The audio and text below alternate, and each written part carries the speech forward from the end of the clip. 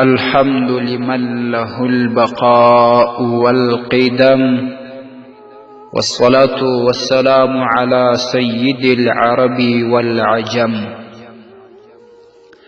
معززو قدرمندو ورونو او خويندو،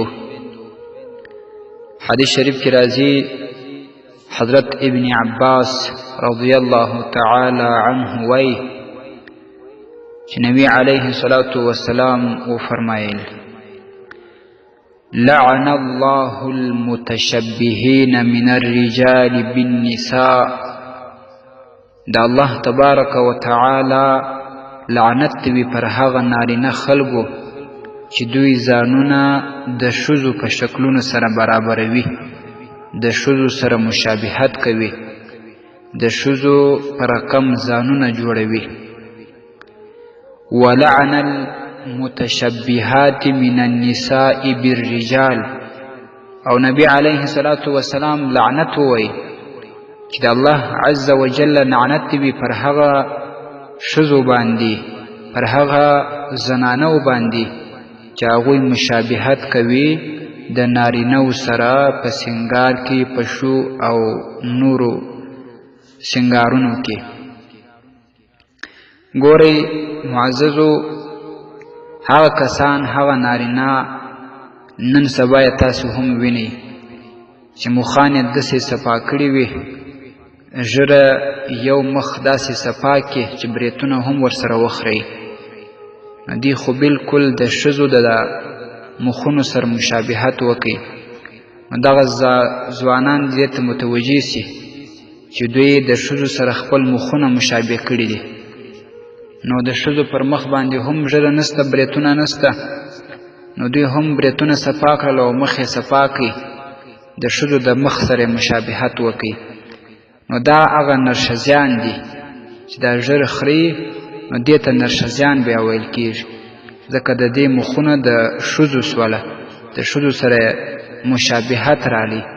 نو دا خلک دې هم و دې ته متوجه سي چې د رسول اکرم صلی الله علیه وسلم هغه بددعا، هغه شرع چې کړې ده چې د الله تبارک و تعالی لعنت یې غوښتی پر دې کسانو باندې، نو دا خلک هم تر دې لعنت لاندې راځي. دوی مخونه هم د ښځو د مخونو په رقم باندې دي. دویم هغه کسان چې هغه داسې ځانونه جوړوي لکه ښځې چې پر مخ باندې سپیدې کوي، مخ باندې میکاپونه لګوي، د نن عصر بعضې کمسل ځوانان، دا کسان هم تر دې حکم لاندې راځي او پر دې باندې به هم دغه لعنت ویل کېږي. دویم چې په حدیث شریف کې نبی علیه الصلاة والسلام لعنت الله غوښتی پر هغه ښځو باندې چې هغه مشابهت کوي د نارینهو سره. نو هغه ښځې چې یا خو ویښتیان داسې لنډ کې او داسې کم کې لکه د نارینهو ده، او یا جامې داسې تنګې جوړوي، او یا داسې چاک جوړوي لکه د نارینهو ده، نو دغه زنانه هم تر دې لعنت لاندې راځي. دغسې هر مشابهت راواخه د ښځو چې هغه د نارینهو سره راځي، دغه ښځه تر دې لعنت لاندې راځي. ګورئ معززو، تاسې دې ته متوجه سئ د صحابه کرامو په دور کې به داسې څه کسان وه چې هغو به یا د ښځو په رقم باندې ځانونه جوړول، یا به د ښځو چمونه کول. نو نبی علیه الصلاة والسلام صحابه کرامو ته امر وکړي، وایي دا نرښځیان د کورونو څخه وباسئ، دا نرښځیان د کورونو وباسئ. او صحابه کرامو دا امر ومنئ.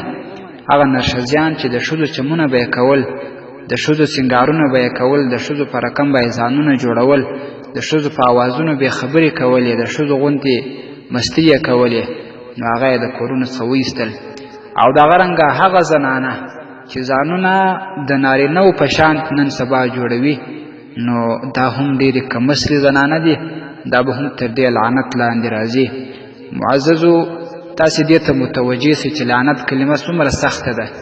نبی علیه الصلاة والسلام یې منع کوي چې مسلمان ته دا مه وایست چې پر تا د لعنت وي.